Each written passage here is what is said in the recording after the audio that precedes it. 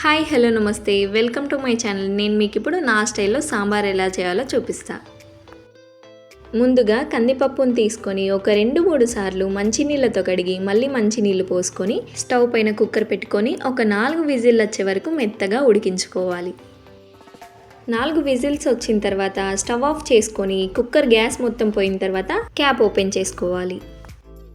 మెత్తగా ఉడికించుకున్న కందిపప్పుని వీడియోలో చూపిస్తున్న విధంగా స్పూన్తో కలుపుకోవాలి. కందిపప్పు బద్దలు లేకుండా మెత్తగా అయ్యే వరకు కలుపుకోవాలి. కందిపప్పుని మెత్తగా అయ్యే వరకు కలుపుకున్న తర్వాత కొంచెం పసుపు, 1 టేబుల్ స్పూన్ కారపొడి, రుచికి సరిపడా ఉప్పు. ఇప్పుడు ఒకసారి కందిపప్పులో కారపొడి, ఉప్పు, పసుపు కలిసిపోయేలాగా అడుగు వరకు కలుపుకోవాలి. కందిపప్పులోకి కొన్ని వాటర్ పోసుకొని మళ్ళీ మొత్తం ఒకసారి మంచిగా కలుపుకోవాలి.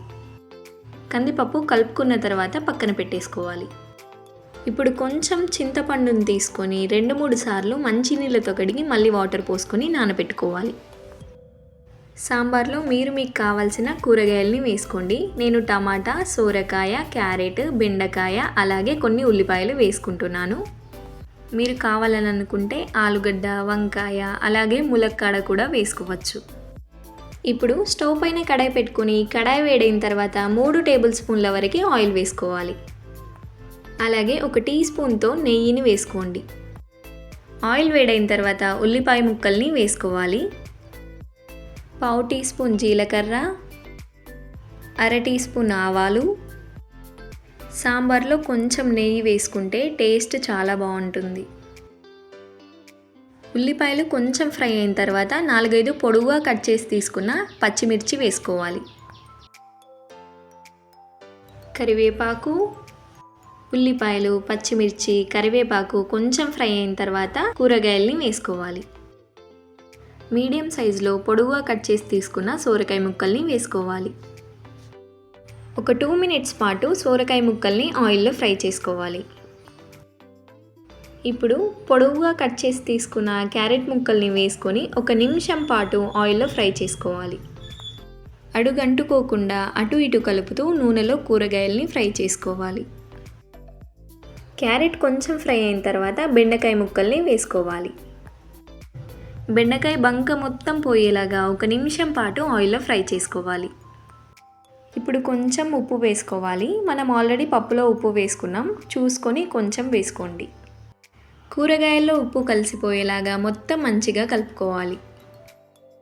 సోరకాయ, బెండకాయ, క్యారెట్ ఫ్రై అయిన తర్వాత దంచి తీసుకున్న జీలకర్ర, వెల్లుల్లి వేసుకోవాలి. వెల్లుల్లి వేయడం ద్వారా టేస్ట్ చాలా బాగుంటుంది. ఇప్పుడు మూత పెట్టుకొని ఒక 2 నిమిషాల పాటు లో ఫ్లేమ్లో ఉడికించుకోవాలి. 2 నిమిషాల తర్వాత చూసారా, కూరగాయలు చక్కగా ఫ్రై అయిపోయాయి. ఇప్పుడు ఒకసారి అడుగు వరకు మంచిగా కలుపుకోవాలి. ఒక పెద్ద సైజ్ కట్ చేసి తీసుకున్న టమాటా ముక్కల్ని వేసుకోవాలి. టమాటా తొందరగా ఫ్రై అవుతుంది కాబట్టి చివర్లో వేసుకోవాలి. ఇప్పుడు కొంచెం పసుపు వేసుకోవాలి. సాంబార్ సేమ్ ఫంక్షన్స్లో మాదిరిగా ఫ్లేవర్ రావాలంటే తప్పకుండా నేను చెప్పినట్టు చేయాల్సిందే. ఇప్పుడు మనం ముందుగా ఉడికించి పక్కన పెట్టుకున్న పప్పుని వేసుకోవాలి. పప్పులోకి 1/2 కప్పు వరకు చింతపండు రసం పోసుకోవాలి. చింతపండు రసం పప్పులో కలిసిపోయేలాగా కలుపుకోవాలి. ఇప్పుడు పప్పులోకి ఒక 2 గ్లాసుల వరకు నీళ్లు పోసుకోవాలి. వీడియోలో చూపిస్తున్న విధంగా సాంబార్ పల్చగా ఉండాలి, ఎందుకంటే సాంబార్ మరిగిన తర్వాత చిక్కపడుతుంది. సాంబార్ మంచిగా మరుగుతూ ఉన్నప్పుడు 1/2 టీ స్పూన్ వరకు వేయించిన జీలకర్ర పొడి వేసుకోవాలి. అలాగే 1/2 టీ స్పూన్ వరకు సాంబార్ మసాలా పొడి వేసుకోవాలి. నేను వాడుకునే ఈ సాంబార్ పొడి అయితే బయట షాపులలో దొరుకుతుంది. మీరు కావాలనుకుంటే వేసుకోవచ్చు, లేకపోతే లేదు. అంతే, ఒక 5 నిమిషాల పాటు మరిగిన తర్వాత వేడి వేడి సాంబార్ రెడీ. తెలుగు వారి పెళ్ళిళ్ళల్లో తప్పకుండా ఉంటుంది ఈ సాంబార్. వేడి వేడి అన్నంలో కలుపుకొని తింటే చాలా బాగుంటుంది. చాలామందికి సాంబార్ చేయడం రాదు. ఒకవేళ చేసినా కూడా ఆ ఫ్లేవర్ రాదు. అలాంటి వాళ్ళు ఒకసారి ఇలా ట్రై చేసి చూడండి.